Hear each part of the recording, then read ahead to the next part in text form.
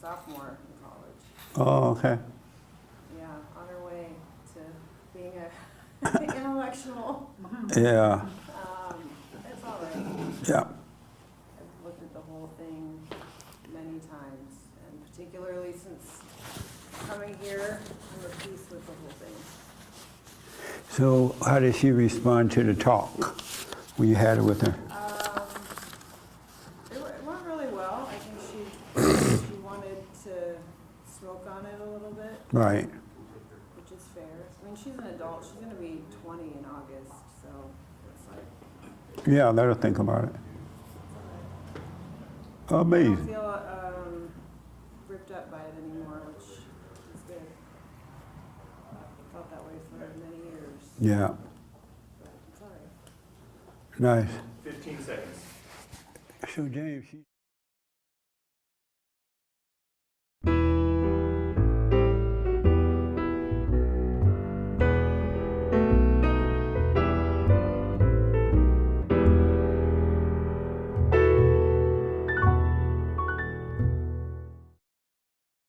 could have a long talk with you about this. I just don't have a problem with it. The white me either.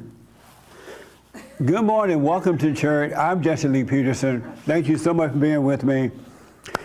Happy Mother's Day to all the mothers around the world. Enjoy your day, relax, have fun. Hold back your anger for one day. Don't go to dinner and fight today. You can pick it up tomorrow. But happy Mother's Day from everybody at Bond, the FatherSday.tv, the radio network, and everybody. All right? I wish you well. You can go to our YouTube live and chat line there. We can get to your questions and comments, and Hake will get them to me. All right? Good morning, everybody, again. Good morning. And happy Mother's Day. Thank you. Amazing. So, anything on anyone's mind? Did anyone have a life this week? Yeah, I had a lot. Oh, good. And what was your life? Well, I was sharing earlier with Rachel how, you know how we do the forgiveness, how that's a part of what we do. Right. And as a result of that, out of nowhere, I've had 3 different relationships, friendships restored, just out of nowhere. Yeah. Just people coming out of the woodwork, just reconciling, and it feels so good. So that's Nice. one of the, I think that's one of the benefits too of forgiving Yeah. our parents. People don't understand the power of forgiveness. And the devil tells them that, well, you can't forgive that person. You letting them off the hook. It's not about letting them off the hook. It's about you going free within. And it's about operating from the light, from love. And you're never going to be able to do that as long as you hold on to anger. Before you enter into the kingdom, you must forgive. It's the doorway to freedom. So they don't quite understand that. And that's why a lot of people don't forgive, because Satan has convinced them that they're letting somebody else off the hook. Yeah. And it's just not the case. Amazing. Nice. I want to have a conversation. It's Mother's Day, so we're going to keep it light today, nothing heavy. And I would just like to have a conversation, all right? And I'll start out with you, since you have the mic, the biblical question. Did you think about the biblical question this week? I did. And what is the biblical question? It's so interesting. I know my answer, but I kind of forgot the question. Oh, It okay. was something like, what is your life? What is your life all about? All about. Okay, I forgot Yeah, that was yeah, second what's your part. life all about? Yeah. And what is your life all about? Today, post-fallen state, I would say it's more of an adventure. Meaning what? Meaning that I don't think about it. Even with what I just shared, I didn't think about reconciling with anyone. It just happened. It just manifested out of nowhere. So I think, you know, as I pondered this, for me, it's about just being in the moment and the excitement of what God has in store for me, because I feel like I'm in his will now. I'm walking in my true purpose. Okay. So your life is all about, if I heard you right, walking in God's true purpose? Did you say that? Yeah, Oh, because okay. I'm just still, I don't think about even my business tasks. I've gotten into the habit of being in the moment, and some really interesting things have resulted Oh, from okay. that. Amazing. Anyone else thought about the question this week? What is your life all about? Right here. What is your life all about? Having peace and doing what's in front of me every day.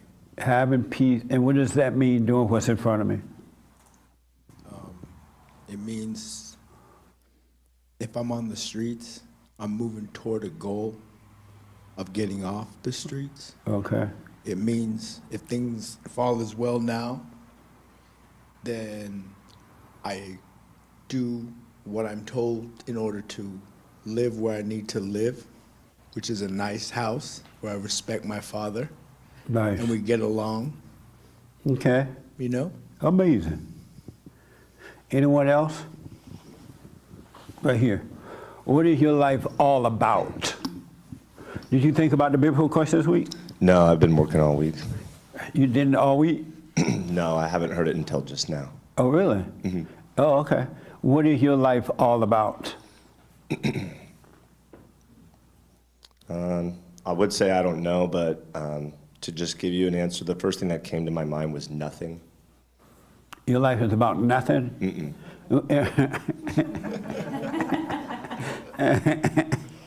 And what do you mean by that? Well, when I first heard the question, I started trying to pinpoint a certain part of my life. Like, my life is about this, it's about that. And I started just coming up with random answers, and just for the sake of giving you an answer, I don't know, but I don't want to sit here and pinpoint something in my life and then think I know that that's what my life is about. So I'd rather just say my life's about nothing. Oh, okay. Amazing. Yes, Franky, what is your life all about? So as of yesterday, I kind of been living my life day to day, and moment by moment. And yesterday I was pulling trees out of the ground. So that's what my life was yesterday.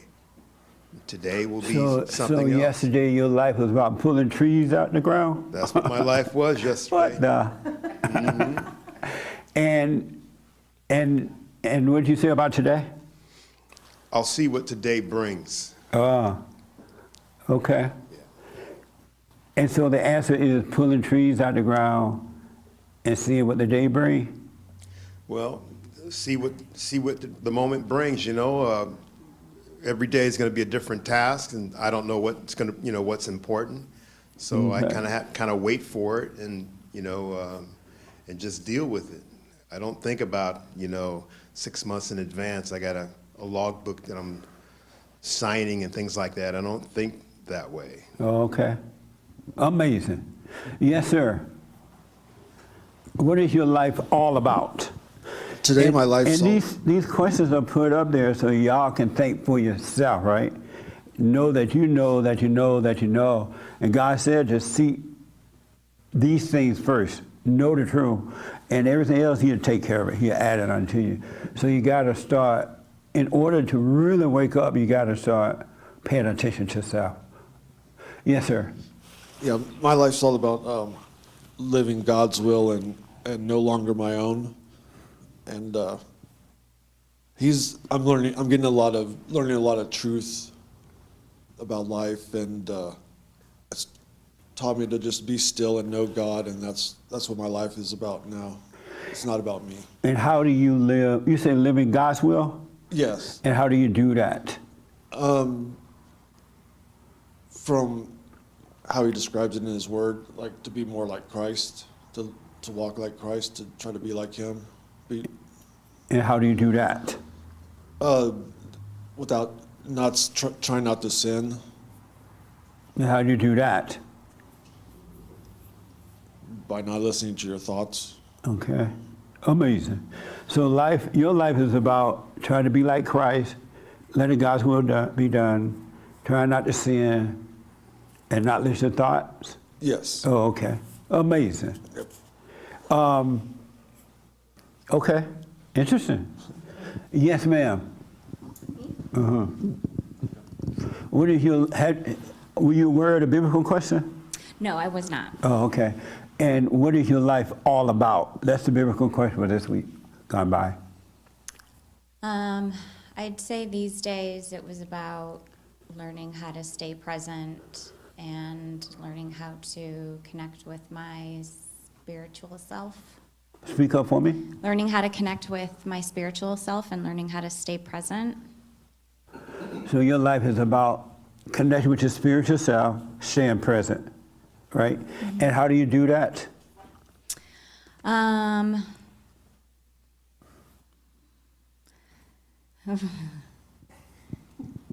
I mean, I definitely do the silent prayer, and I try and stay conscious and aware of my thoughts and my emotions, and try to release any attachments to them.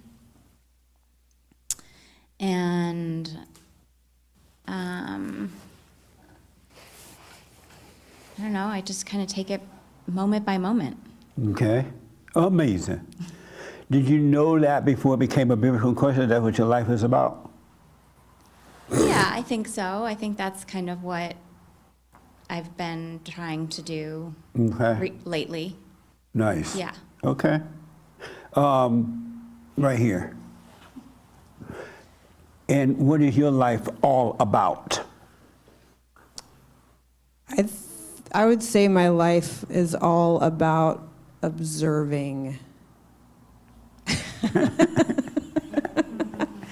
Because, Why are you laughing? well, because it's just it's one word, and I find that that's what I'm doing most of the time. I'm watching my thoughts. I'm watching my ego. I feel like I'm sitting up on the moon half the time and watching everything move around me. And, pre-fallen state, I would say my life was all about making goals and hitting home runs. And now I've just laid down the weapon and the bat, and I would say my life is all about observing. Okay. Amazing. The young lady behind you. What is your life all about?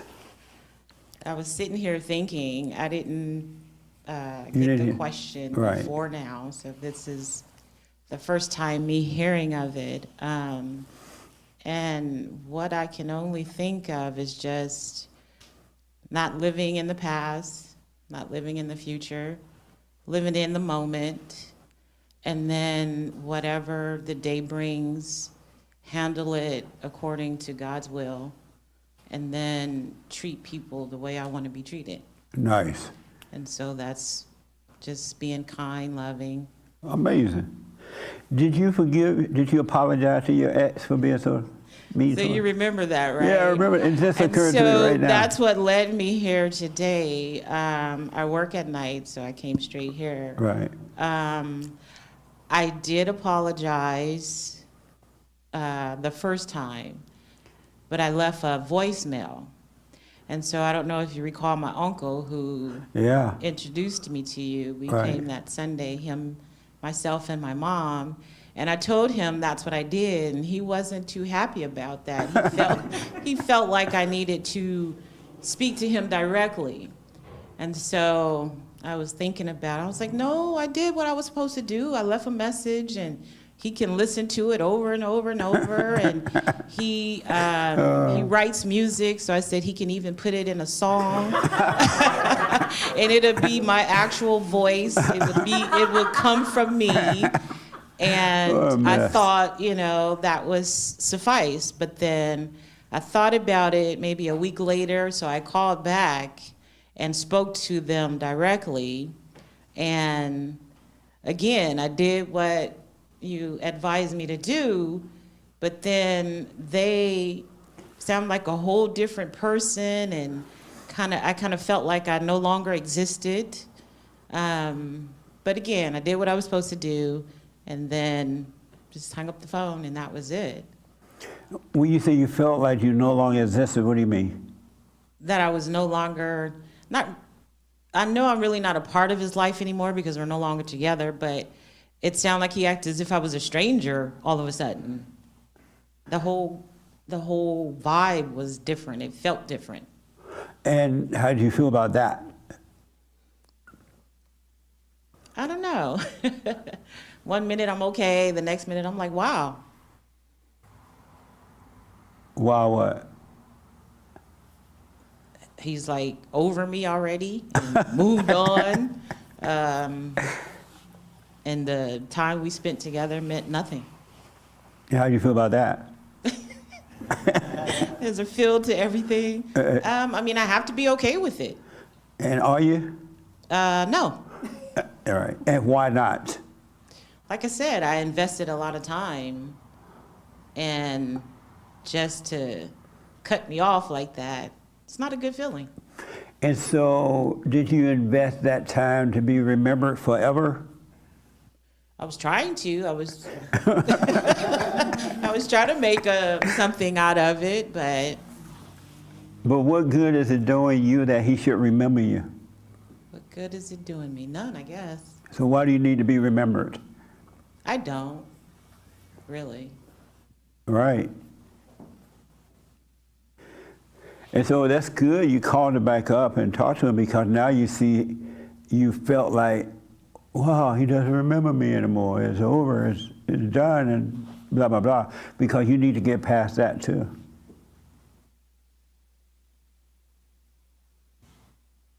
What do you think about that? Just have to do it. So when Satan tried to make you think about it, let it go. Yeah. There's nothing to remember. It's over. When it was happening then. Then it's not happening now, so you move on.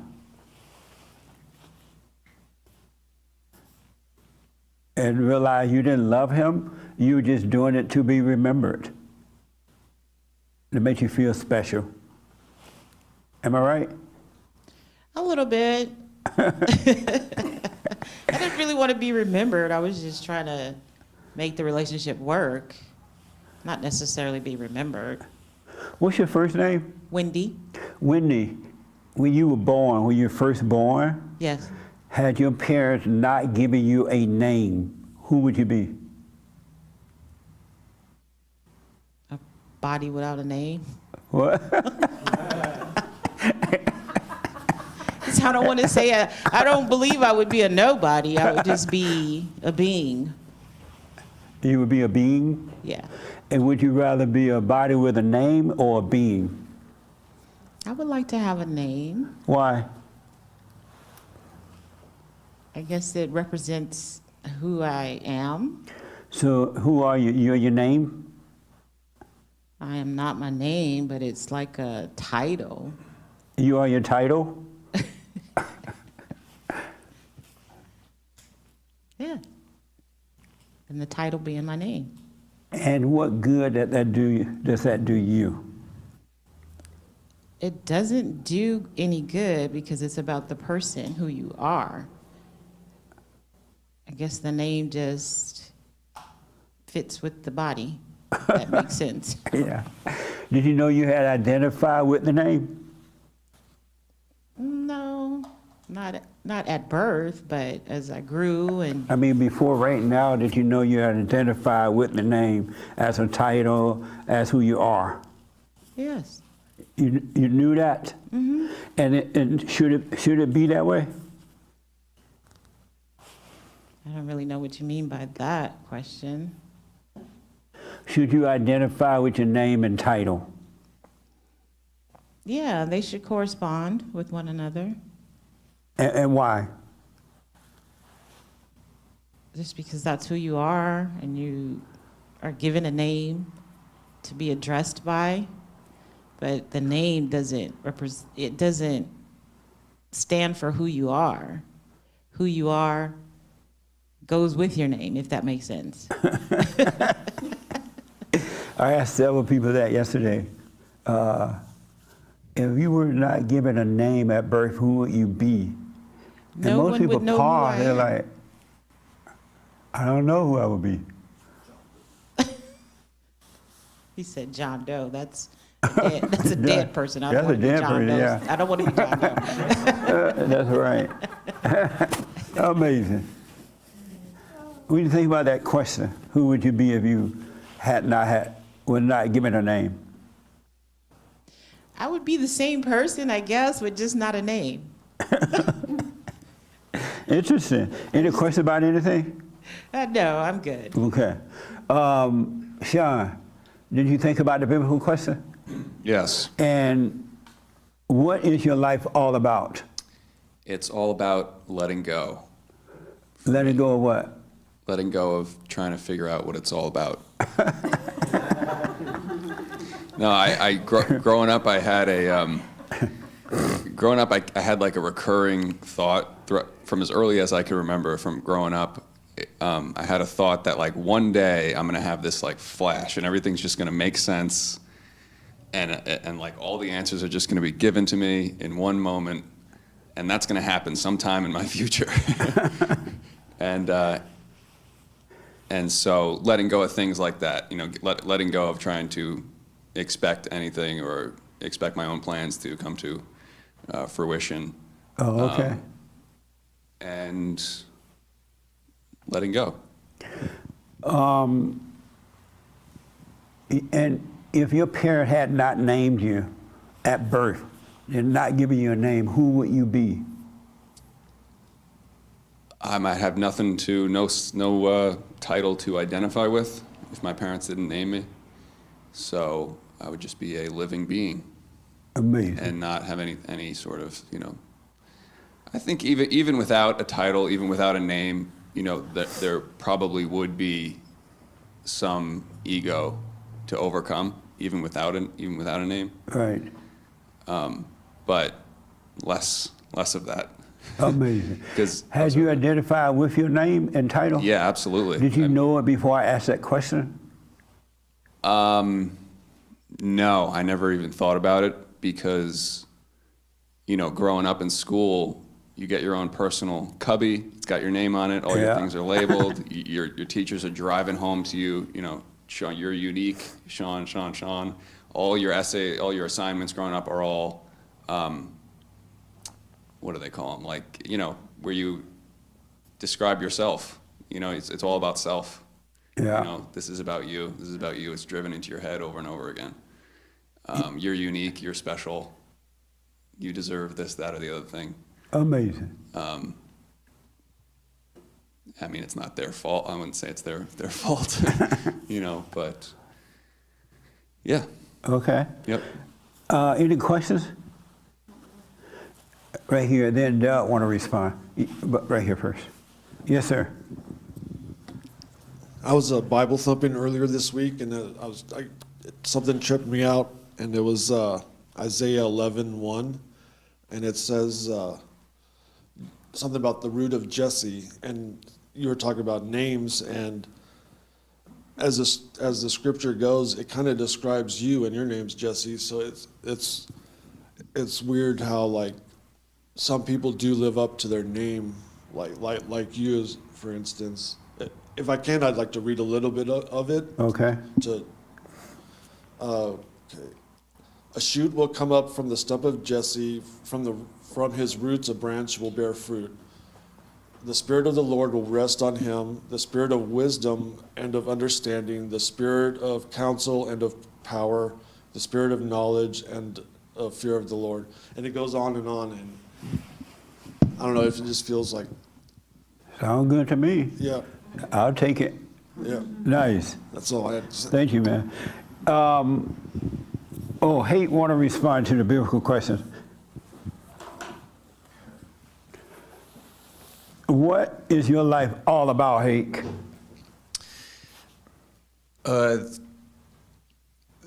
I think that right now it's all about this false sense of self, if you will. You know what I mean? Selfishness. Meaning what? Give me an example. Like, other than doing my obligations, that's kind of a selfish thing too anyway. I'm about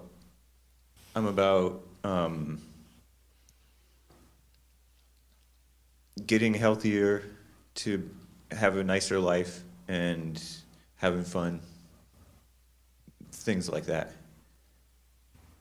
So you about getting healthy, having a nice life, having fun.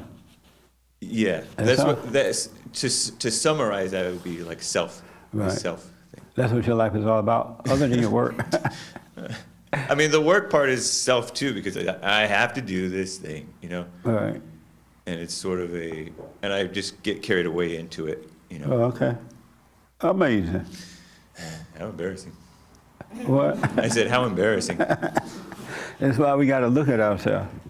Yes, what is your life all about? When I heard the question, I want to encourage you all during the week when you need to pay attention to your life, right? When you come on Sunday, don't come to be taught. Come to hear, right?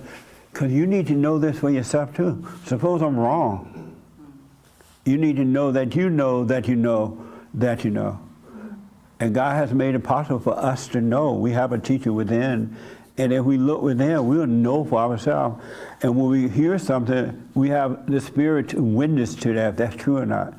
But we will know for ourselves. All right? Yes. since I heard the question, I've been trying to see if an answer would come to me, but nothing has. So you don't have a life? I have a life, but I mean, when I'm in my head, it's chaos, right? But I know that, to some degree at least, I know that that is an illusion. So I don't know how to answer the question, to be honest with you. What is it not about? It's probably not about my head, what's going on in my head, and the illusion or the lies that I'm being told. So you don't know what it's about, but it's probably not about the lies you've been told in your head? Right. Like what, for example? You know, it could be anything, whatever comes up. I don't have an example for you. I don't know. I don't know how to answer it. Amazing. So you don't know what life is not about? I would say it's not about all the selfish things and all the things I thought growing up. I've come to learn recently that a whole lot of those things that I learned growing up don't have anything to do with life. Yeah. So I do know that. But to pinpoint, I guess it's the opposite of that then. Okay. Amazing. So if your parent had not named you Doug, who would you be today? Who would you be? I would have named myself. No, I don't know. I think maybe a little closer to who I'm supposed to be as a human being, I would imagine, but I don't know that for sure. Okay. Everybody relax and let's really deep down in there deal with this. What is life not about?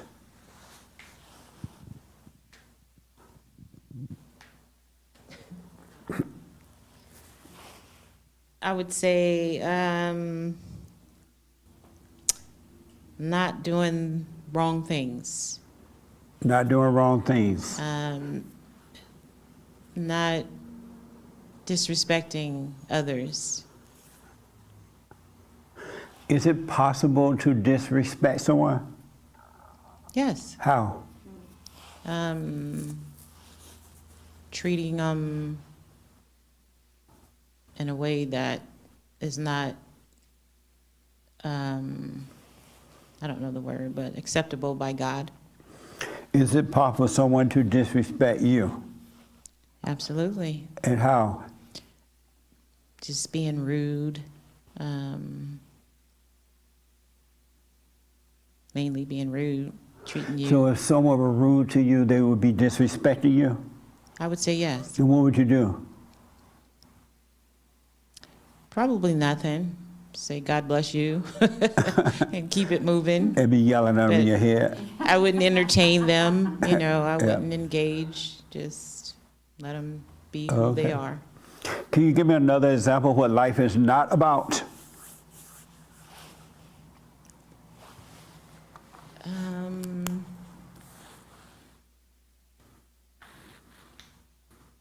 If I could say maybe just living your life according to God's will and not your own. And how do you know what God's will is? I guess it would have to do with the way you were raised, your spiritual beliefs, what you believe in, what Oh, you okay. feel in your heart, based on things like that. One other question that I'm gonna move on. Have you ever been helped by anything that you've been taught about God in your whole life? Did it change anything? I would say yes, it helps me live the way I live, And how do you live? according to God's will, And how's that? what I feel in my spirit. What you feel in your spirit? Yes. Oh, okay. Interesting. Okay. Amazing, right? Right, amazing. That's right. Yes. What is life not about? I'd say life isn't about worldly things. Like what, for example? Like money or making a lot of money and being successful in the way that the world sees success, and materialistic things, I would say, yeah. Okay. Amazing. Yes, ma'am. What is life not about? I would say making plans. Making plans. And what else?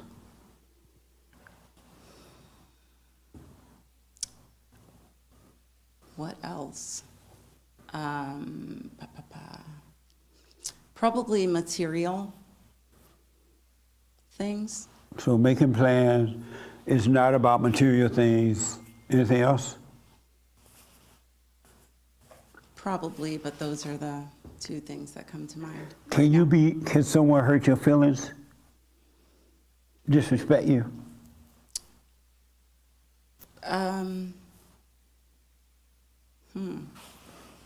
No, You cannot be disrespected? I don't think so.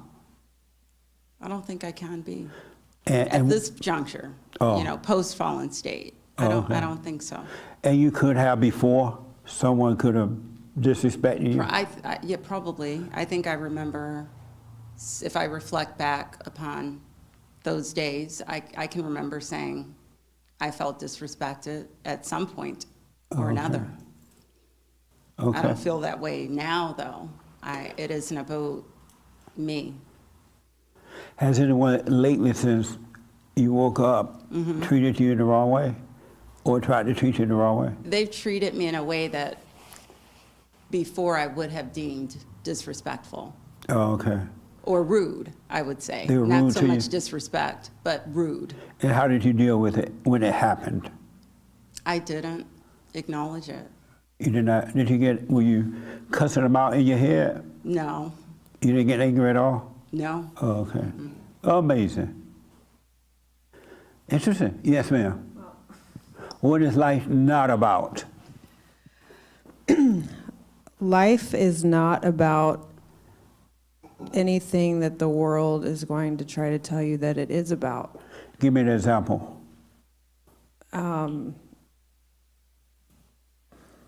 Take this class and get this job and do this thing. And yeah, I think it lands in the realm of material things.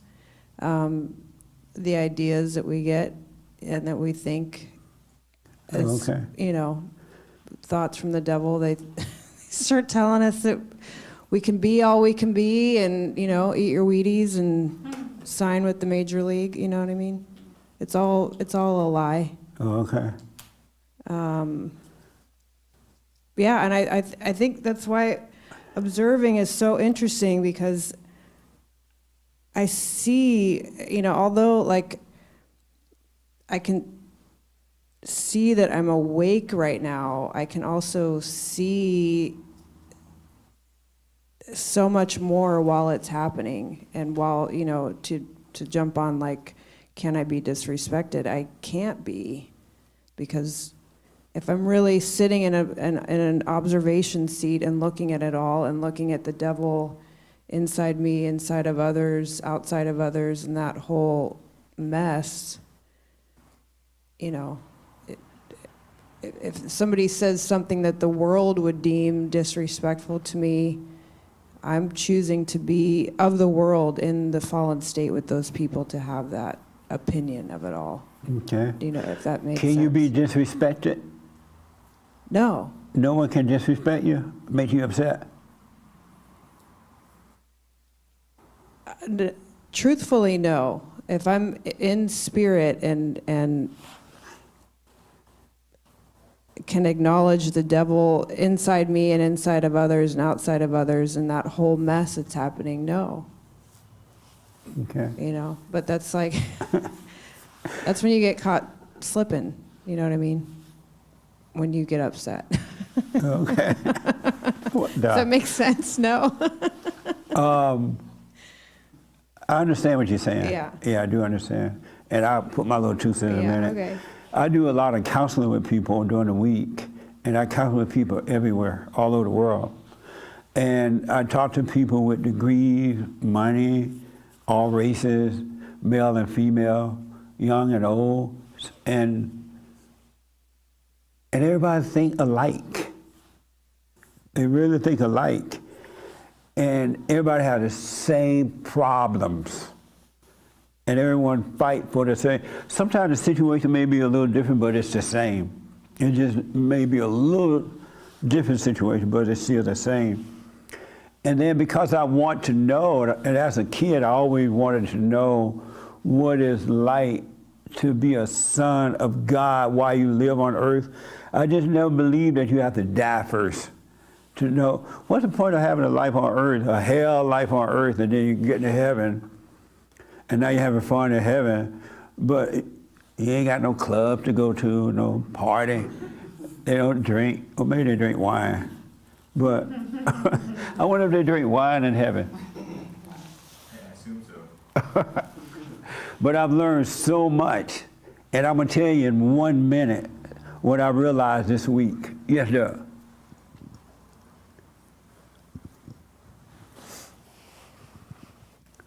Just so I can add something to mine. It's fun thinking about these things during the week. There's nothing more happier than working on self. It really is. It's amazing. But anyway. So my life has always been about me, right? So I would say life should not be about me. And I say that because the other day you told me something like, or maybe you said it in church or something, but you said something like, if somebody does harm to somebody, they're not doing it to me, right? Yeah. So if that's the case, then if I understood that, nobody would ever be able to disrespect me because it wouldn't even exist. But that's true. So I would say that it's not about me. Life is not about me. Can you be disrespected if someone talked to you the wrong way or anything? Unfortunately. I'm sorry? Unfortunately. I wanted that to be muddled down. You wanted that to be what? Real quiet. What the? So your feelings can be hurt. They have been, yes. Yes, they and can. Why? Because I don't understand that it ain't about me. Amazing. Yes, sir. So what was the question again? What is your life not about? What is life not about? So for me, I mean, I thought about that this morning. I remember what my life used to be like. I used to think this is the way my life was about. And that was playing loud music early in the morning. And I used to blast the stereo. And that was me. And I thought, okay, that's who I am. And I've not done that in 10 years, right? And so I remember that old part of me. And I also remember things that used to be the old part. I thought it was me, but that's what the advertisers said. Oh, you buy this car, you have this job, you make this money, then you'll have this and this and that. And that wasn't even me. That was somebody telling me that could be me. And then, I fell for it. Same thing with getting into sports. People are crazy. They want to kill each other with sports. And hey, you like the Lakers or you like the, it's like, and they talk about like they own the team, and they made the purchase. They got those guys on the team. They're so into it. And I used to be like that, and I was like, that's not me, and I'm able to pull away now, and I can kind of see, that was so stupid. And then the other part about being insulted, this morning I was driving on the way to church, and, about 3 or 4 people cut me off, kind of, right? And I can feel the first time my ego was like, I gotta get him, and I gotta get real close to their bumper, and like, I'm kind of, I don't know what the hell I don't know what I was going to do, but, I was like. You're gonna get killed. Yeah. People are very angry now. People are crazy. And it's not good to be fighting. Okay, you want to run up by me? Go ahead. Yeah. It's fine with me. And I'm Don't feeling all argue with this. these people nowadays because everybody's so angry. And they're like killing and shooting each other on the freeway like nothing going on. What a mess. And after like the 4th car, I kind of figured it out. Hey, they need to get someplace. After the 4th car? What the? I guess I must have had a light on. You come on over and cut me off. But and so I realized, I'm going to church. I'm driving to church. Why am I have this, irritation? Yeah. I need to show that person love. Let me slow down, give them their right away. And and after that time, I had peace. Whereas the first car, I had death in my eyes. Driving to church, I just killed somebody. They cut me off, and then I was able to be calm, and relaxed, and I'm not that. I don't need to be where they're at. I need to be at peace with myself. Okay, I gotta ask this. And this is a conversation I had too, so. Did you have your hand? Yeah. Oh, go ahead. I just wanted to answer your question, what is my life not about? What is it not about? So, I remember I used to watch this anime. Do you know what anime is? Who?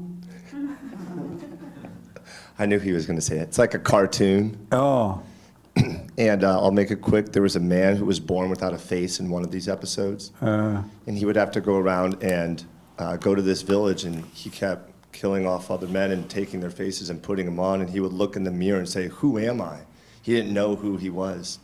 And I bring this story up because you are asking us if we were born and we weren't given a name, right, who would we be? And so to answer your question, if I'm not my name and I'm not my face, I'm not my body, I'm not my job, then I must be my spirit. And so that's what my life is about, my life is about how I identify. I can either choose to identify with the spirit or choose to identify with the physical, which is my name, Yeah. how I live, my age, etc. Amazing. Again, I would think about all these things this week. And so in my counseling sessions and when I talk to folks, I bring them up to see how other people are thinking too, and hopes that it will prompt them to start to know themselves even more. And what I realized about my life is my life now is about overcoming all this. There are layers and layers and layers and layers of brainwashing and of our imagination. It's not just one thing, it's not just two things. We're like 100% living in imagination. One is deeper than what I even can imagine. I had no idea how many layers of the imagination that I live in. I really didn't. I didn't know that I was attached to my name. That until it was asked, well, how, if you were not named when you were born, who would you be? And I'm like, wow. It was like a shock almost, because I didn't know I was attached to the name Jesse. And I didn't know that, and so what I'm learning about my life now, every moment, you know, there's somewhere in the Bible where it says, I die each day. Somebody said that in the Word, right? Each day I die. I'm sorry? I said something like that, yes. Life is about dying each day. It's really about dying, and it's not going to happen unless you truly, truly, truly remember. The greatest sin is to forget. But if you truly remember staying present, then you start dying each day. Each day I die. And I realized this week that life is not about looking for love. It's not about money. It's not about how someone treat you, me, I use me. It's not about how someone treat me, but how I treat them. You know, it says treat people the way you like to be treated, but you got to be legitimate with that. You know, you're not nice to someone just to get something back. You don't treat someone right just to get something back. You treat them right because you're right. And if they don't like it, I mean, you know, they don't respond to that, fine. Life is not about protecting my feelings. It's not about, if someone hurt my feeling, it's not about them, it's about me. What's wrong, what's going on in me that I was able to be hurt by someone else? That they made me angry, or they made me feel good, or I got a sense of identity from it. Life is not about that. Life is not about how much money you have or don't have. It's not about being married or not being married, having children or not having children. It's not about being like anyone else. It's not about going to college and trying to have a bunch of money and get a false identity. All those things are just layers and layers and layers of the imagination. It is not about how much I can get or don't have. And I promise you, when those realities come and you stop, because when you see them, you're going to stop thinking that way. Those thoughts are going to disappear. And there's a freedom in there that words cannot express. Because in those little things that I'm discovering each day about myself, it's making me free. In a way that, there are no thoughts about those things that I have seen that I thought was real, I thought was important. And I noticed that everybody thinks that. They think these things are important, and they'll suffer from thinking that, but they won't let it go. And I know they won't let it go because they didn't see that that's what it was. If the person had no money, if he never thought about not having money or comparing himself to someone else, he would never think about not having money. He would just live his life, and there would be no emotions behind it because there would be no idea about it. Zero idea. And yet, all his needs would be met because there would be no needs that were not met because he didn't have any ideas about any need that wasn't met. What a setup, huh? Isn't that like a setup? Mm-hmm. We've been lied to, and we live so deep in the imagination that it's not even funny. And that's why we need to light. That's why you must forgive. You talked about forgiveness. God said before you enter into this kingdom, you must forgive. And then because anyone that has anger is not going to enter in because that's darkness. And so he'll bring you into the kingdom of salvation of the heart, and then he'll start shining on these layers and layers of deception, delusions that we've been living all our lives. We've been living them thinking that they were important, and they're not. We need physical needs on this earth. You know, we need food, we need that kind of stuff, right? But all this other stuff that we're fighting over and hurting one another about is not even necessary. It's an illusion. We are like in thick layers of illusions. We really, really are. And you don't know it until the walls start tumbling down.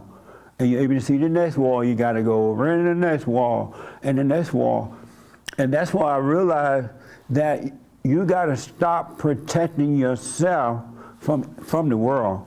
Let the world go at you. Let them have their way.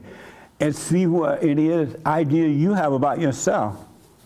Because when the people are trying to cuss you out or whatever they do, and you're overreacting inside about it, you have one idea about it, that's your issue. You're living in a layer of illusion of the imagination. Because the real you would have no ideas about those things. You wouldn't take it personally. You wouldn't think about it. You would simply just be without any thoughts at all, practical thoughts about, you know, and those practical thoughts come from God anyway, how to build a house, you know, whatever. But we're living in an illusion, and all these things that we think are real is not. There's no, if we never thought success, the word success, if we never thought about that word or heard that word and held on to it, we would never consider ourselves as a success. We wouldn't try to be successful. So we would be going to all these seminars and things like that, trying to learn how to be successful. And then we are not thinking success, there's no thought of failure. And so if there's no thought of failure or success, there's no feeling. There are no feelings with it. What is success? An illusion. Success, I promise you, success is an illusion. No such thing as success. Isn't that amazing? That's like, it's mind-blowing. No such thing as success. It's a made-up word. The devil uses words to control us.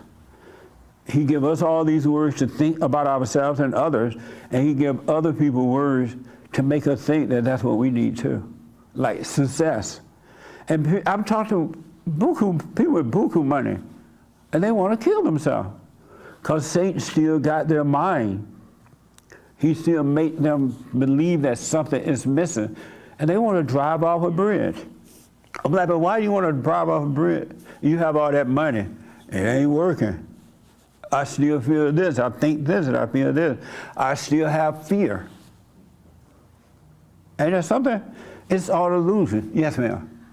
My question is, do you think it's fair to say that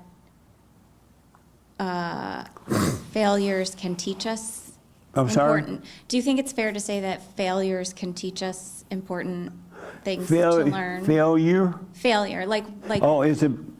Go ahead. Like, when I say failure, though, I mean like a mistake or, you know, just in interactions with people and realizing that you did something wrong or, you know, like, do you think it's fair to say like those kinds of failures are important and they teach us things? There's not one person on earth who has ever learned from failure. And the reason I say that because the person that think that they'll fail you is now trying to be successful.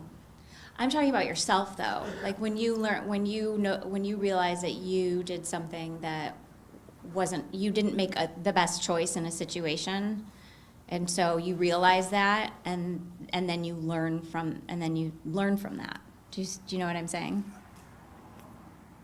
So give me an example just to be, I'm black and slow, so give me an example. I mean, I guess I just mean. I love what you're doing though, but give me an example of what you mean. I mean, like, if you're like, you get in a fight with someone, like, someone says something to you, and it triggers you, and it makes you have an emotion, and you overreact, and you realize that you overreacted. Right. And you have a moment of, like, clarity, and you see, you know what I mean? And then you learn from that. You learn what it was that triggered you. You understand, like, the things that happened, and so then the next time you don't do it again. I think I understand what you mean, but as you're waking up, I do understand, I think what you mean. Let's say that I said something to you right now, and it just ticked you off. Right. Right? And right away the devil gonna say, oh, I can't believe he said that to me. What the? I ain't never going to that meeting no more. The devil automatically talk to you, right? But if you could sit there and take it. Right. And just take it, you realize that I didn't say something to offend you. It was that spirit of evil that was in you. So you'll be glad for that moment. Right. And it'll pass and it'll never happen again. Right. I guess that's because what it I wasn't mean. Is you. like, you have to feel that. You know, you have that emotion. Yes. Maybe your action is that you overreact. You know, Right. you yell, you get in a big fight or whatever, but then you take a minute, you step back, you realize what happened, you know, within yourself. Okay. But don't call it failure. Okay. Don't give it a name. Okay. What are you supposed to call it? Nothing.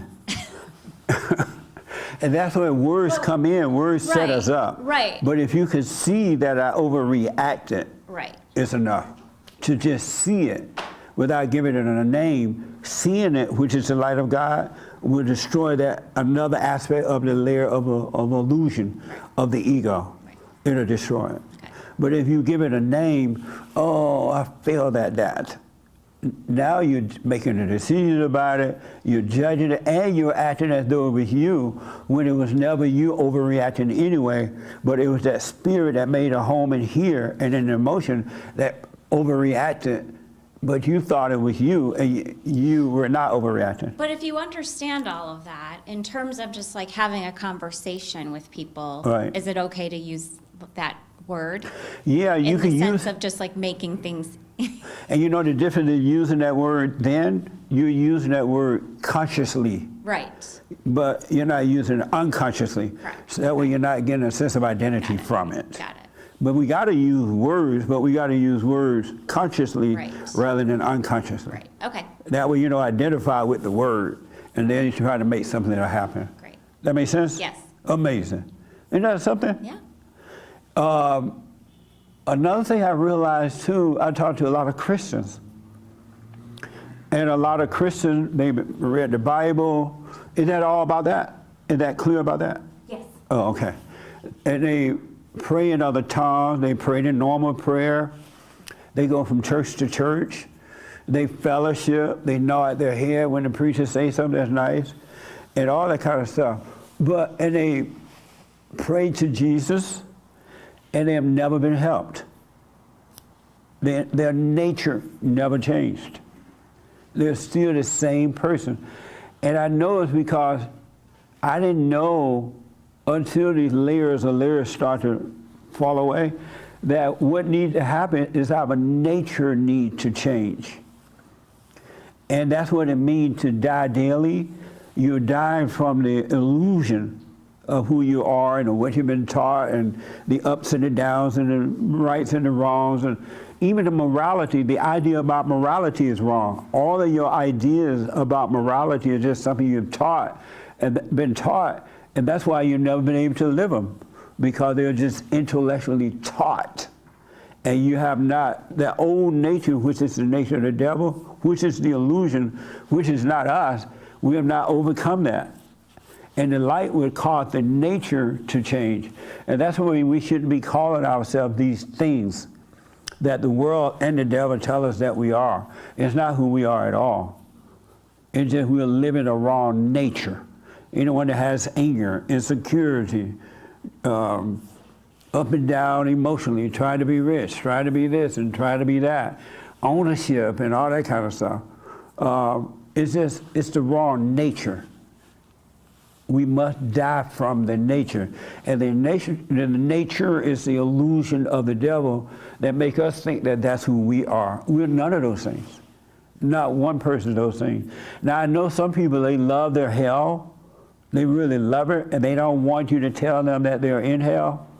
And they'll get mad at you for telling them they're in hell. They'd rather stay there. They love their misery. They call it life. And I know they're roaming around earth in families and things like that, trying to hurt someone else so they should stay alive. Now, those people, no help for them at all.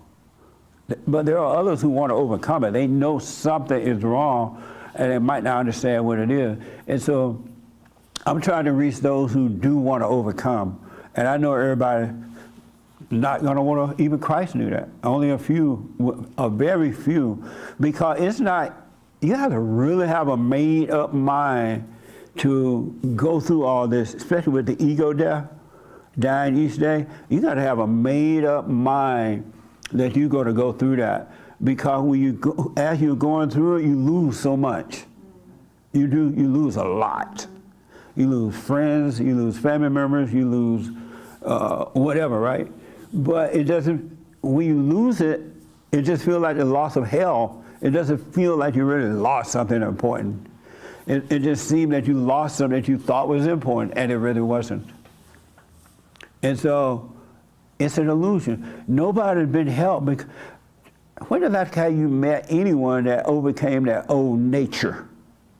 They said they were Christian. They said they had love, but they'll cut you out in a minute. They said they were Christian. They said they had love, but you can hurt their feelings just like that. You can say one thing to them. As long as you're agreeing with them, they love you. And the moment you disagree, it's over. But that's a Christian. They've been saved by the blood. The blood, it's about, speaking in tongues. It's the cross, it's at the cross. But yet they don't bear the cross. Bearing the cross is to overcome the ego. To be alone and let the devil scream at you and let the devil yell, oh no, where's God now? How come it's not happening? How long is this going to last? What is it like for God to help you? We don't know what it's like to believe in God. We really don't know. You will know, and the beauty is all belief in him will disappear and you will know him. Because belief come and go too. I believe you're right until you make me mad. Now I don't believe you're right. Have you ever met people like that? Yeah. I believe you're right until you make me mad. I no longer believe it. That nature needs to change, the nature of the devil. And stay with it, and the layers of illusion will disappear. It's a spiritual battle, it's totally spiritual. A spiritual battle. And the beauty is Satan wants you to think he has power over the mind and emotion, because the emotion, if you don't catch those thoughts right away, you'll get lost in them, and the pain that comes from them can be overwhelming. It can really be overwhelming, because you're convinced that it's your pain, and it's just, you like, and while you're going through the pain, say like, you might as well give up. This ain't working. And if you're not all in and committed, you give up. The prayer ain't working, I ain't doing that. When it's really the devil yelling and screaming because he doesn't want, we are possessed, and he doesn't want to be away from you. Depart. He have to depart if you stay away. As these layers and layers are falling away, Satan is falling away too. And you can have a life with no judgment, no ideas, no plans, no nothing, and life will work. We're one. We're supposed to be a whole, not divided. And when we have all these ideas about who we are and what we think, we have identified with everything, really. We have so many identities, it's not even funny. That's why parents don't want to let their children go, especially mothers, because they have identified, they get their identity from the children. They feel like a mama. Well, why do you feel like a mama? Because I have kids. Okay, they're grown now. Let them go. No, because if you let your grown kids go, who will you be? The mothers need the grown kids to call them every day in the week. Because if they don't call them, they're going to lose that identity of feeling like a mama. It's a false identity. Layers and layers of it. And you got to start watching it. And watch yourself too, don't hide from anything. It look like, you know how the devil tell you, oh, you go in that crowd, they're going to be looking at you. Go in the crowd and shaking your boots. And there's another layer, another death you've done for that day. If you got to argue with your kids, let it happen. And see how you feel about it. Are you mad at the way they think? Or how they're holding things against you? Let that happen so you can see this thing that's not you. Because it's truly not us. The fears and the doubts and the insecurities and the desires are not ours. They're not us. That we are truly possessed. And calling on the name of God is not going to do it. It's never done it. It's just an idea that you have about God. And calling on the name of God, oh God, I need some money, and then some money comes. It ain't from God, it's from Satan. Satan will give you some money. It's deeper. So that's why I want to encourage you to, during the weekdays, and practice keeping eyes on you. And when you feel a certain way, just notice, no, it's not you feeling that way. It's the spirit of the devil feeling that way in your flesh, in your mind and flesh. The spirit is willing, but the flesh is weak. Satan don't want to leave you. He doesn't want to leave you. It ain't easy. It gets easier, but it ain't easy because we identify with it. No one can make you feel anything that's not there. You don't have to put up with this stuff. If you don't put up with it inside of you, you're not going to put up with it inside of anyone else. But if you put up with hell inside of you, you're going to put up with other people's hell. That's why marriages and relationships don't work, because two people put over each other hell. I'll wait till the mic comes. What do you mean by put up with it? Let's say that you're in business. This is a good one. And I have to know business partners this week. And one business partner decide that they don't want to be a part of the business, or they want to do it a different way. Okay, fine. Go on, I'll do it. I'll take it over. You don't have to argue with them about it. You don't have to try to convince them of anything. Let it go, because you don't have an attachment to it anyway.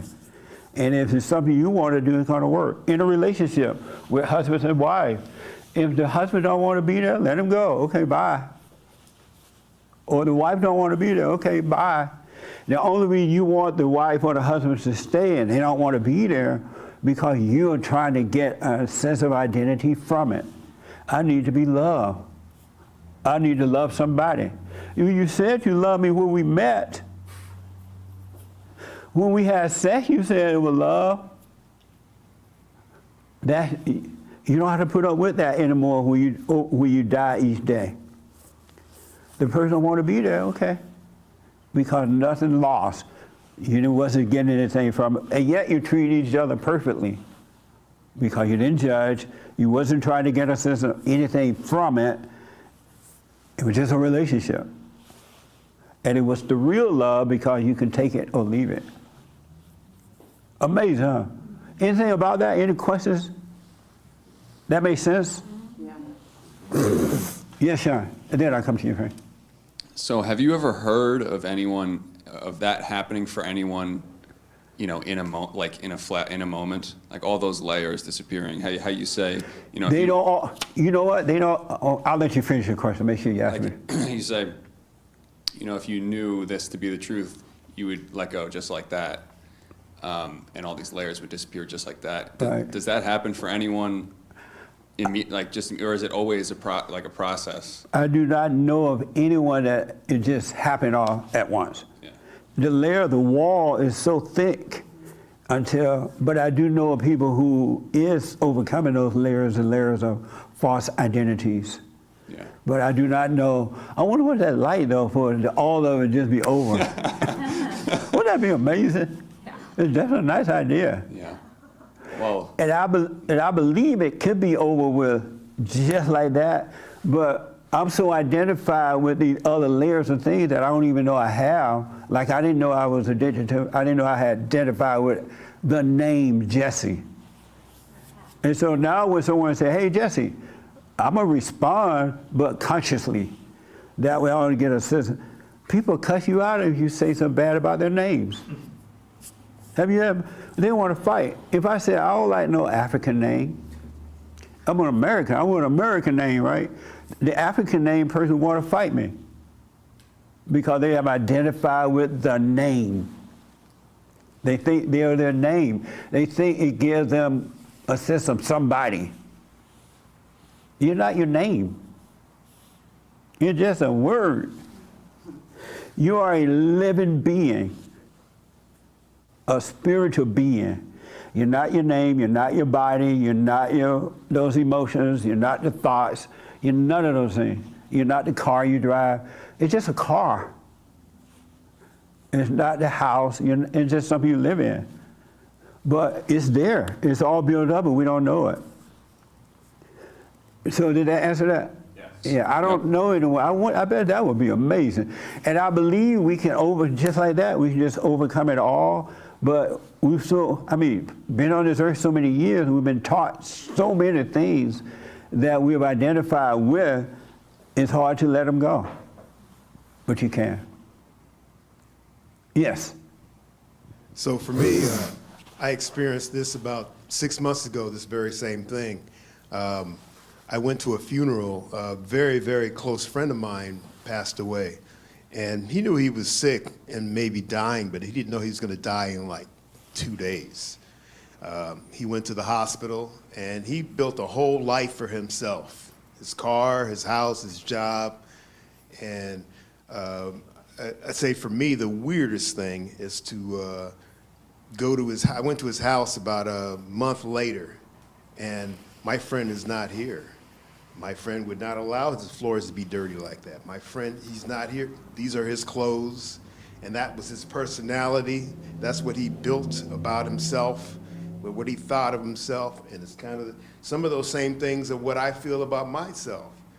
But it's really weird for somebody to feel that about themselves and them not being here. It was a lie to believe those things, that he was the car and he was the things that he liked to do.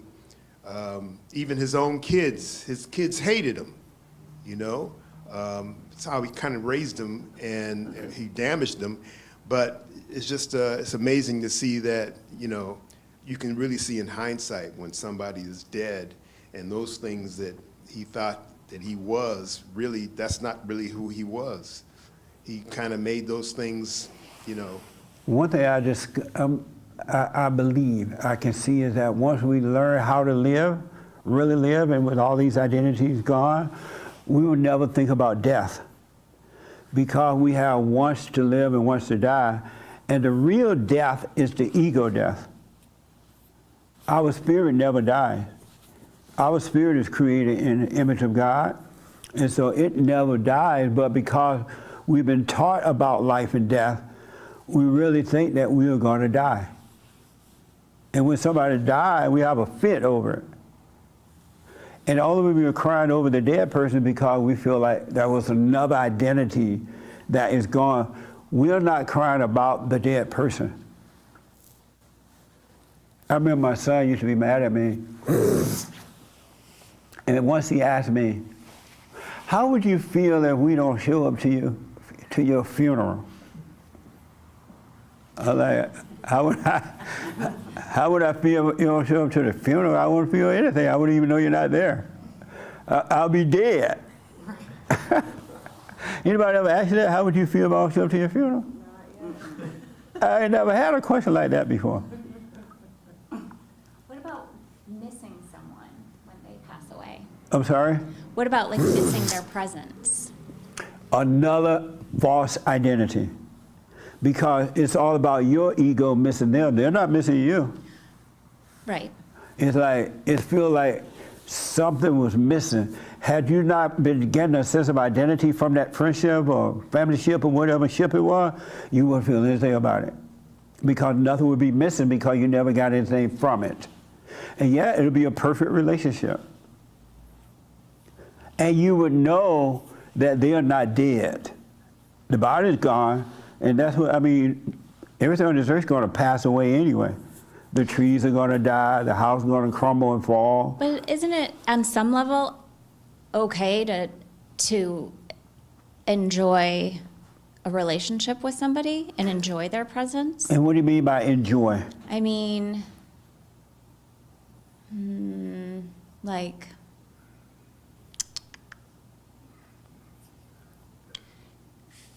feel like uplifted by their presence. And what do you mean by uplifted?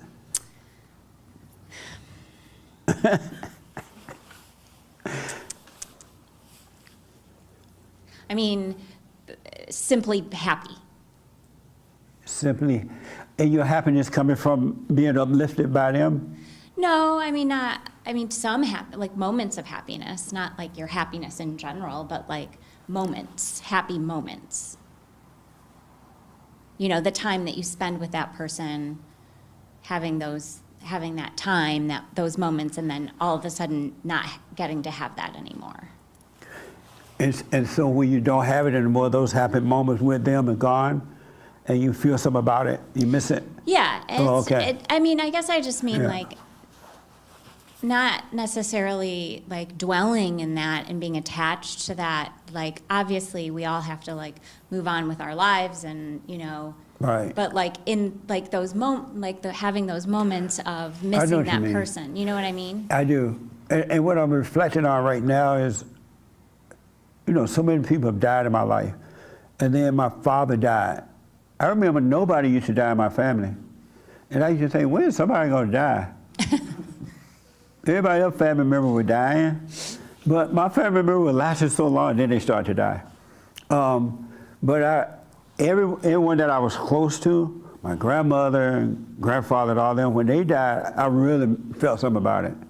As a matter of fact, when my grandmother died, I couldn't get past it. It was in my head, it was in my emotions, and it wasn't until I had a dream about her that she was fine that I got over that. But the best moment I ever had in death of someone dying was when my father died. Mm-hmm. When my father died, I never missed it. It's like nothing was lost again. And I know it was because I became one. He and I became one in spirit, right? And so when we did, in the physical, when we got together, we had fun, we disagreed. But I don't think either one of us needed to try to get in a sense of feeling from it. And so, but it was fun. When he disagreed, because he was a Democrat, he would disagree. And we would yell about that, but not anger, right? So when he died, it's like the moment still goes on even today. I never think, oh, I miss him. Or I never think, oh, I don't miss him. It's just that something never ended. Because I don't know why, it was just, that void I had was fulfilled. And I can tell he was pretty happy too, because every time I went home, he wanted me to have meetings with everybody and stuff. And so it's like, it was a continuation, it has never ended. That's the best way. Now I have had family members and friends who died, and it was rough because I was getting something from them unknowingly. I was getting a feeling of, this is a good friend, or this is a good family member, or this is a good that or good this. But that changed with him. And so far, I haven't experienced that with anyone else. And I've had one time I had two brothers that died in 1 year. Or one died at the end of a year, the other one died the year right, you know, the early beginning of the next year. And then my father died in the same year one of my brothers died. And I'm like, what the? But I didn't feel anything. And I wasn't trying to, even with my brothers, I didn't feel anything. I was not trying not to feel anything, but because nothing was missing, I didn't feel anything about it. And I wasn't trying not to feel anything. but I still enjoy them. I enjoy talking to people now. I have so much fun talking to people. And if they agree or disagree, I'm still even keen about it. Right. Because whatever they think or feel, however they act, is on them. And I'm not trying to give them anything, and I'm not trying to get anything. And that's what happens when these layers of unconsciousness die. We've been brainwashed. We've been so brainwashed and not even funny. You gotta let all titles go. A person is only a friend because you think that they're a friend. And so you use the word friend. And then when you and that person get angry at each other, you stop using the word friend and call them enemy. Now the same person is an enemy. But because you had a title idea for them, we give titles. We are not our titles. One thing, and then I'll take one thing about overcoming word. When those layers and layers of unconsciousness disappear, all titles disappear too. All labels. I could be friends with you. We could be tight friends, and I never have to say friend. But I'll know it, and you'll know it. You would never get mad at me, and one day, all of a sudden, I'm all friendly with somebody else, right? You wouldn't look over there, oh, that's supposed to be my friend. He all grin up at them, get jealous and envious, and now you want to fight over friendship. But yet you'll be friends, because nothing lost, nothing gained. That make sense? I think so. But in that fallen state, though, we're emotional because we're mental. We're insane, we're crazy. And we try to get something. That make sense? I think so. But you'll be able to enjoy people. God put us here to enjoy each other. Well, yeah, I guess that's what I mean. It's like, we're here, we're supposed to, like, we're all here, you know, it's normal on some level to, like, enjoy people's company, you know? And you will, but not draining them of their life. Sure. And they won't drain you of your life. Yeah. You know what I mean? I think so. Yeah. And just watch the walls tumble down, the wall of unconsciousness, the wall of delusion. You'll start to see what I mean. Yeah. You can't figure it out, but you'll start to see it clearly. Yeah. And you'll live on this world in peace. Amazing, huh? Mm-hmm. Yeah. What do you think about all that? I know this is new to you. What do you think about it? Think about what? These unconscious layers we live in, this illusion we all live in. Yeah, I'm observing, I'm taking it in because I'm seeing it from a different perspective. I never thought of it in the way you're presenting it. So Yeah. it's interesting. It's amazing. And as you're seeing it, you're going to see nobody can hurt your feelings if there are no feelings there to be hurt. Right. Even if they're rude and nasty. It will be, as Sean mentioned, or Doug and somebody mentioned, whatever they're trying to do to you, they're really doing it to themselves, Exactly. and Satan is telling them they're doing it to you. Right. And if you're an emotional person and think that that's who you are going to overreact to them, and they're going to be happy because they think that they hurt you. And they did because you overreact. But yet they didn't hurt you, they hurt the devil that was in you, the false identity. Right. It's not how they treat us, it's how we treat them. Yeah, right. Love our enemies, don't hate them. Exactly. That's amazing, huh? Amazing. Are you doing the silent prayer? I'm trying to incorporate more often. Yeah. Are you doing the silent prayer? Not every day. Are you doing the silent prayer? Yes, I do it. But Every not day? Every day. And God said do it without ceasing. Right. You mean be aware because you don't want to forget. Right. When you forget, you're in your head then with the devil and he's setting you up. Exactly. Yeah, so do your little hoop and holler every day and then do the silent prayer. Yes. Any questions about it? No. You just have to do it. Yes. Yes. Now, yeah, stay with it. And then this idea about this guy you were with, Yes. all of a sudden you're not important anymore, it's just an illusion to the ego. Right. It's not really you.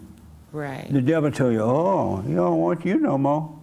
I thought I built something here that would last forever. Right. Yeah. It's just an illusion. It's just an right? illusion. Yeah, I'm getting it. Yeah, it's all ego. You wish him well, and stop trying to make things happen with anyone, and let things happen. Right. And that way, if you don't have it anymore, no big deal. Exactly. Yeah. Can't miss what you never had. Amazing. Amazing. Yes, ma'am.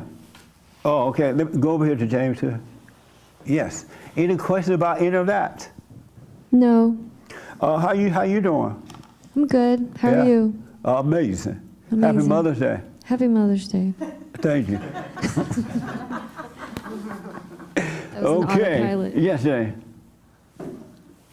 Okay, what you were talking about, it reminds me of in the Bible, in the Old Testament, the Israelites wanted to have a king. Yeah. And God's like, you don't need a king, but okay, I'll give you a king, but you're not going to like it. You're going to be suffering for it. Yep. And it's funny because it reminds me of like different temptations and the idea of missing somebody. I sometimes miss old friends and get tempted to get back into contact with them, and sometimes I do that. And what's happening is I'm getting hooked back into something that I really don't need to be Yeah. involved in. Yep. And suffering for it. But it's so tempting. It's like one of the layers of this like a enticing illusion. And when the devil tell you to do that, don't do it, and you see it was just an illusion. I sort of notice that. I notice that it's better when I don't. Yeah. But then it just keeps on coming back. Yeah. But I do notice that it helps me pay more attention to myself when I don't. Yeah. Or if somebody doesn't respond, then I'm forced to suffer and look at myself more. Absolutely. Yeah. I want you guys to do that this week. When the thoughts tell you to call someone, don't do it. See what happens.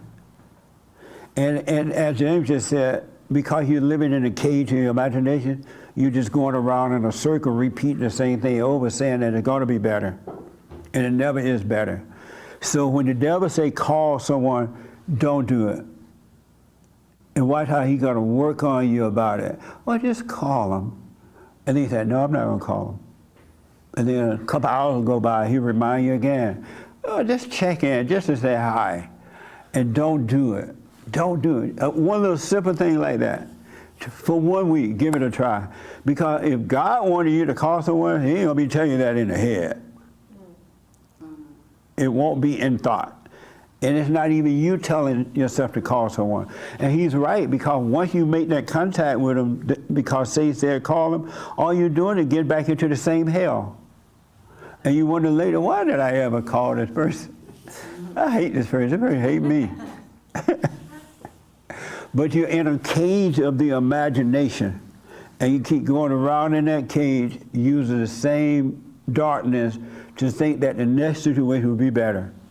Or the next time will be better. And it won't. You're just repeating the same thing over and over again. With a different person, at a different location, at a different time, but it's the same thing. And then you wonder, why I ended up with the same person I thought I was breaking up with. This person seemed like a nice person when I got there, but this is the same person I just broke up with. Because you listen to the devil. And he just got you in a circle, and now you want to jump off a bridge. Isn't that amazing? So for 1 week, when it says to call, don't do it then. See what happens. And if they call, don't pick up your phone. What? If they call, you deal with them in consciousness. Don't go to sleep on it. I noticed too, speaking of don't go to sleep, every situation that we encounter is supposed to either wake us up or put us to sleep. Every so-called negative situation or so-called good situation. Have you noticed you either learn from it or you don't? You end up repeating it, or you learn something about yourself and you overcome it.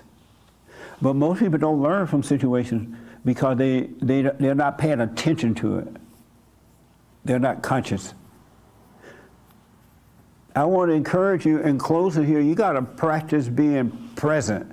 You really got to work at it. You got to work at it. And you got to bear this cross and count it all joy when you're bearing the cross. And when it gets so heavy that it feels like you can't do it, Christ will pick up the other end of it. Remember that man that helped Christ carry the cross a little bit? Christ will help you carry your cross.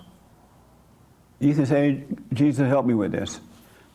If the pain gets so great, the thoughts are so many, and so back-to-back thought, and you feel like, wow, and you feel like you just want to go and do it anyway, don't do it. Bear that cross. If it gets so heavy, Christ will help you. And you will get past it, and you'll be free. Amazing, huh? But you got to go through it. We have been lied to. And let everybody else put titles on themselves if they want to. And so let's say you've gone to school already, and you have a title, you're a doctor. Okay, somebody call you doctor, just accept it consciously. Don't feel all warm and fuzzy and get an idea about it, and I'm so special. Kind of doctor. Because if you ever stop being a doctor, then you're going to be mad. If somebody don't respect you as a doctor, you're going to give them some medication that will kill them. Right? Because you identify with doctor. Okay, any question? Did I see your hand? Yeah, I did. For myself, I remember how I was in love with everything. I used to be in love with the dog. When that dog died, it was the worst thing in the world. And when I had my bicycle, when my bicycle got stolen, I wanted to hurt somebody. And I remember seeing a neighbor of mine who had a dog, and they loved this dog like a person. I think they kind of substituted their love for this dog as, like a child or something like that. That's what people in the fallen state, they have an animal nature, and so they identify with the animal.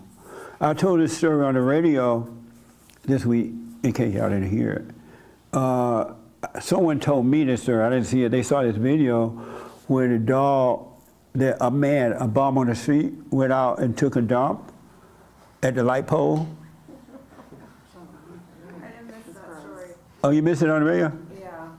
And so the bum took is there a better, I'll say number 2, at the light pole. And then the neighbor just saw one of the little dogs ran out and ate up the dump. Ate the man dump up before they could have the street cleaner people come and clean it. And then the owner of the dog picked the dog up and the dog licked the owner. And the owner called it love.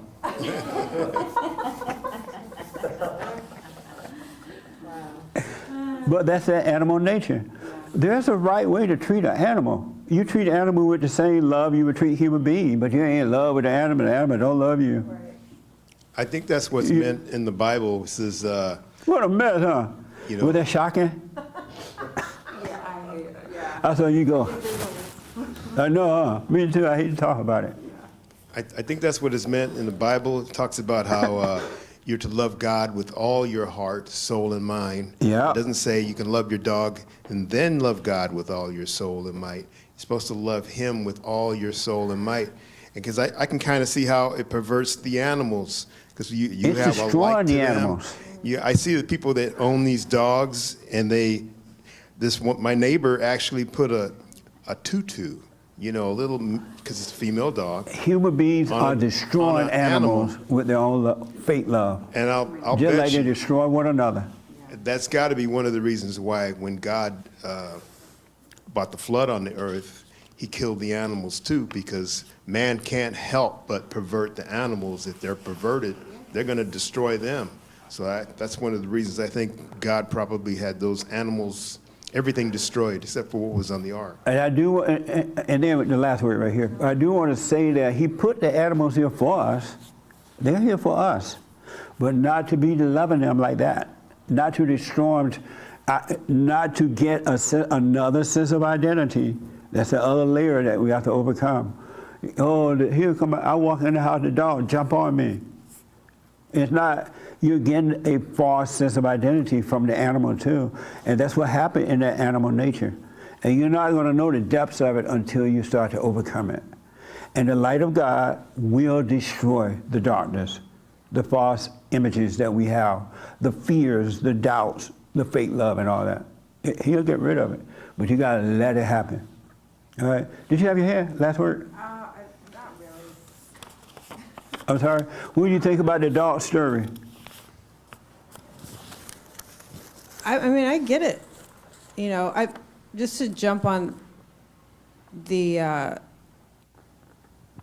God and flooding the humans and the animals. No one ever talks about, like, the humans started becoming so animalistic, they started, like, procreating with animals, which is part of why God was like, we're starting over. You know what I mean? Yeah. Not that anybody in here or at home has a dog thinking about that. I'm just saying, like, in terms of, like, humans will, the Satan and the demonic nature of the mind, like, it will lead you to that point. Do you know what I mean? And Satan can take you to the lowest of the lowest. Right. Things you would say, I would never do that. He would make you do it. Right. To the lowest of the low. Absolutely. It's possible. Amazing, huh?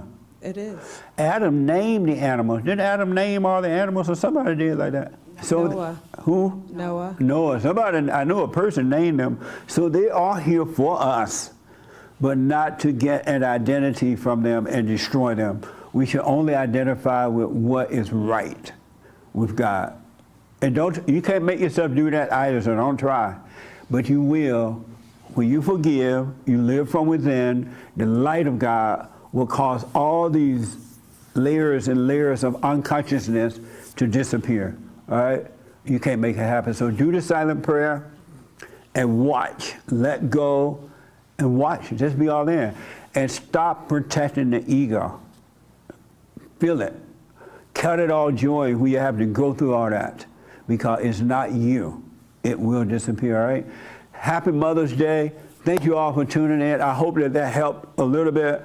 We'll do the super chats on Monday, tomorrow. Enjoy the rest of your day. And I was trying to have a little light talk. Sorry about the dog story. They're probably going to stick in people's mind forever now. Okay, the next person I see, the dog licking you in the face. You know what I'm going to be thinking. And thank you all. I hope that this will help, and I hope this helped a little bit. Thank you all for coming. I appreciate it.